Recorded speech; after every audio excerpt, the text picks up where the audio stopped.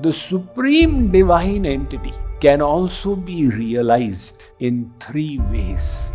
One is Brahman, the other is Paramatma, and the third is Bhagavan. So what are these?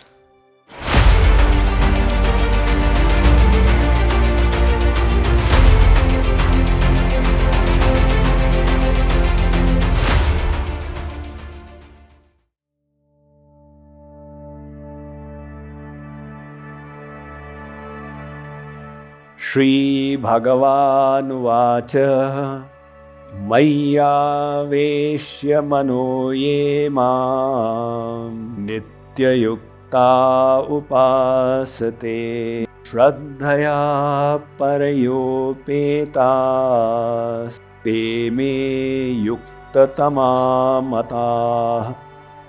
Translation. The Lord said, those who fix their minds on me and always engage in my devotion with steadfast faith, I consider them to be the best yogis. So Arjun said, what is the best?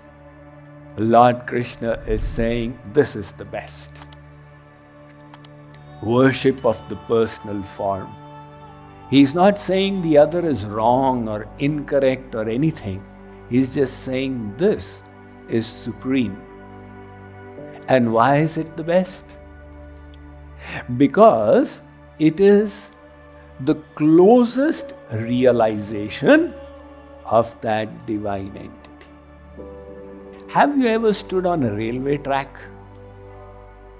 Those who have grown up in India have definitely stood on railway tracks. So you have the train coming, the Howrah Mail. When you see it from far, let's say it is night time, it seems to be like a light approaching. And when the train comes closer, you say, oh, there's a shimmering form along with it. And then the train comes and stands at the platform. You say, oh, this is Howrah Mail. S1, bogie number, S2, A1, etc., etc. There's a tea seller going in and the ticket checker coming out. Now you see the reality of the train. And when you saw it from a little far, it was a shimmering form. And when you saw it from very far, it was mere light. Likewise, Bhagavatam states, the supreme divine entity can also be realized in three ways. One is Brahman, the other is Paramatma, and the third is Bhagavan. So what are these? They are not three different gods. They are three manifestations of the one entity. Just like H2O, dihydrogen oxide, it manifests in three ways, either as steam or as water or as ice. So steam, water and ice are actually the same chemical, hydroxyl acid. But the symptoms are different. If somebody is feeling thirsty and you give him a lump of ice, he says, this will not work. Why? This is also H2O. That's okay, but it will not quench my thirst. Ice has different physical attributes than water. And water was there in the room. You gave it heat from below, it evaporated. Likewise, the Supreme Divine Personality, His first manifestation is as the formless Brahman. His all-pervading aspect, which is everywhere. So that is not a lesser God. He is everywhere. But He doesn't manifest all His attributes. He is mere Satchit Anand.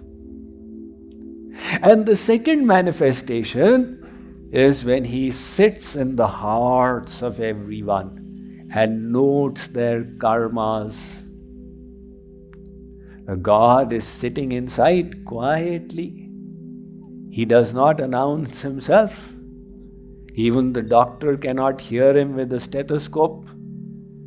Breathe more deeply, even more deeply. And God inside is smiling. Mr. Doctor, you can't perceive me. But He is there. We forget. But God remembers what we thought of from the time we were born till today. Because He has to keep account of our karmas and give the results. And not just for this lifetime, all our endless lifetimes. So to do that, He is sitting inside each and every one of us as the Paramatma, the Supreme Soul within. It is His second manifestation. It's a closer one.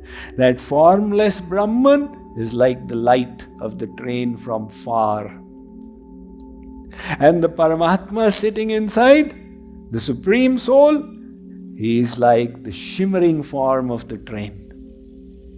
And when He descends in His personal form and does pastimes, now you can see Him with your eyes, you can perceive Him with your senses, you can relish His leelas and His pastimes. That is the closest realization.